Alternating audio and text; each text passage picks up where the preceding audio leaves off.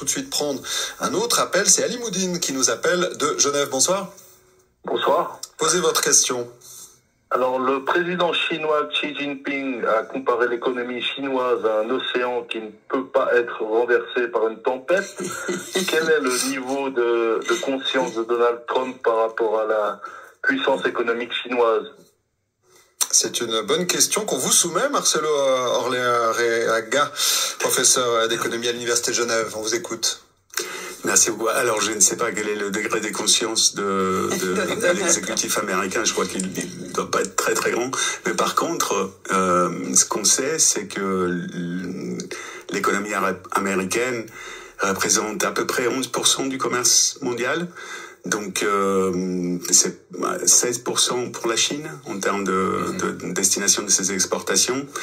Donc c'est pas la fin du monde, c'est important, c'est un joueur important, on va pas le nier. Mais il reste à la Chine la possibilité de trouver des alternatives ailleurs, que ce soit en Europe, que ce soit en Suisse, que ce soit en Asie. Et je crois, on parlait tout à l'heure des représailles, et je suis entièrement d'accord que la dernière chose à faire, les Chinois le font, c'est autre chose, mais la dernière chose à faire pour la Suisse, c'est de s'engager dans des représailles. Car le coût de ces représailles va être payé en toute petite somme des tarifs sur les exportations américaines.